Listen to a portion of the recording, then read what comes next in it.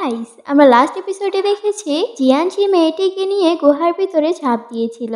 এই গুহার ভিতরে খাজানা ছিল যেটি সে মেয়ে পেতে চায়, এবং ভিতরে যাওয়ার সময় সেখানে খাজানার সাথে 3টি বক্স ছিল। সেখানে একটি মেডিসিন হাব চলছিল। জিয়ান এটি যা তাকে বলে সে হাবটি তুমি নিয়ে নাও, কারণ এটি অনেক গুরুত্বপূর্ণ।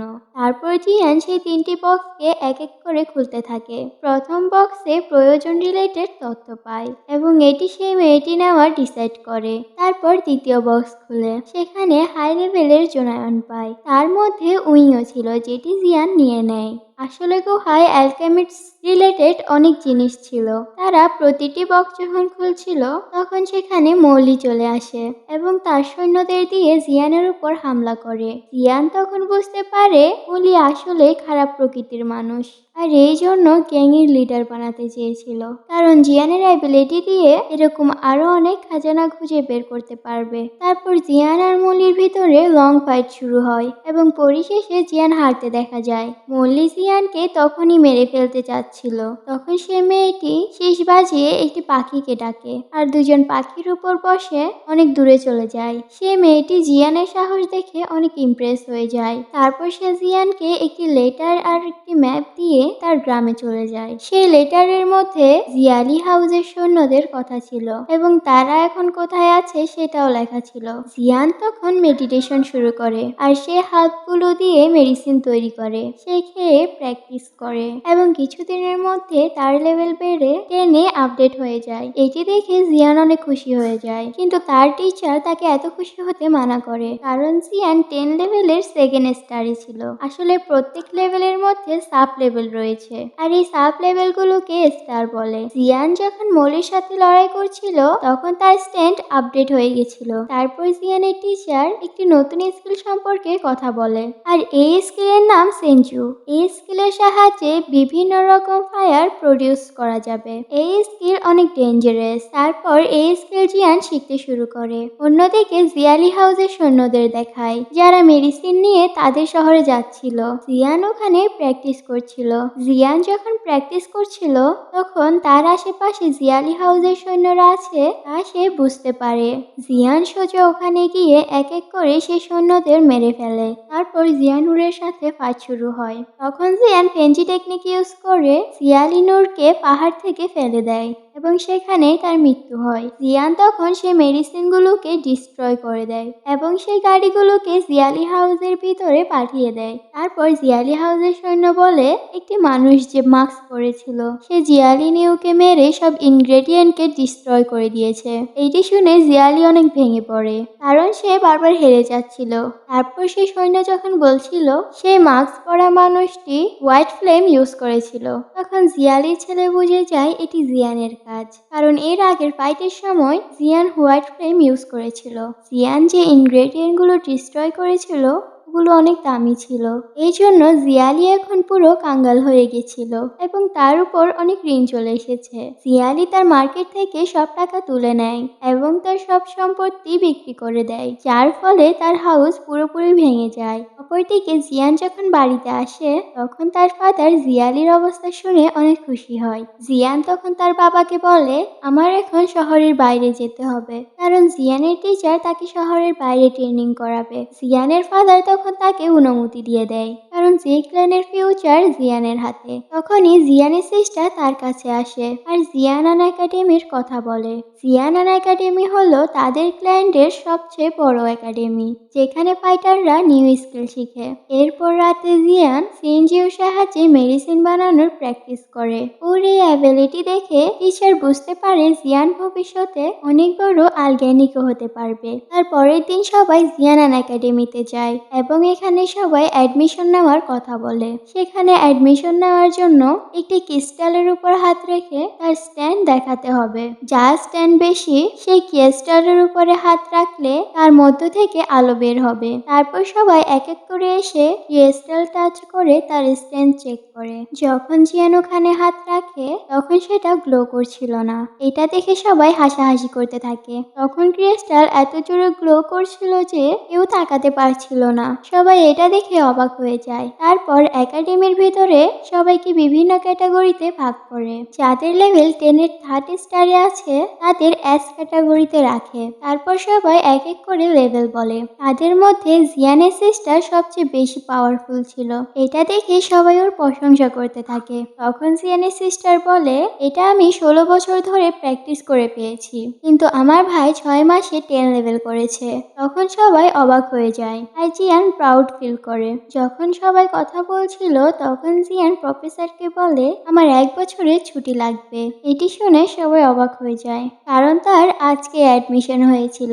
প্রফেসর তাকে বলে, আমি তোমার সাথে ফাইট করে তোমার অ্যাবিলিটি চেক করব। যদি আমার পছন্দ হয় তাহলে আমি তোমাকে ছুটি দিব। জিয়ান তখন মেনে যায়। তারপর জিয়ান আর প্রফেসরের মধ্যে ফাইট শুরু হয়। জিয়ান আর প্রফেসরের মধ্যে আইকনিক লেভেলের ফাইট হচ্ছিল আর জিয়ান তার স্কিল অনেক প্রফেশনাল ভাবে ইউজ করছিল। জিয়ান প্রফেসরকে হারাতে না পারলেও তার ফাইটিং স্কিল দেখে উনি অনেক ইমপ্রেস হয়ে যায়। ফাইট শেষ হওয়ার পর জিয়ানকে প্রফেসর ছুটি দিতে রাজি হয়ে যায়। তখন প্রফেসর সবাইকে বলে, আমরা পরের সপ্তাহে নায়ান একাডেমিতে গিয়ে প্র্যাকটিস করব। নায়ান একাডেমি শহরের বাহিরে অবস্থিত। তখন জিয়ান প্রফেসরকে বলে তার শহরে একাডেমি চালাতে। প্রফেসর জিয়ান আর তার সিস্টারের মতো ফাইটার দেখে অনেক ইমপ্রেস হয়ে যায়, তাই জিকল্যানের পাশে স্কুল খোলার জন্য রাজি হয়ে যায়। তখন প্রফেসর জিকল্যানে গিয়ে জিয়ানান একাডেমি খোলার ডিসাইড করে। জিয়ানান একাডেমি অনেক পাওয়ারফুল ছিল। জিয়ানান একাডেমি নায়ানের একাডেমির থেকেও অনেক পাওয়ারফুল ছিল। নায়ান সেই মেয়ে যার সাথে জিয়ানে 3 বছর পর ফাইট হবে। জিয়ানান একাডেমির ভিতরে প্রফেসর এবং সব ফাইটাররা সেখানে আসে। এটা দেখে জিয়ানের ফাদার অনেক খুশি হয়ে যায় এবং তার ছেলের প্রশংসা করে। জিয়ান তখন এক অন্যরকম ফাইটারকে নোটিস করে যে ভিড়ের মধ্যে ছিল।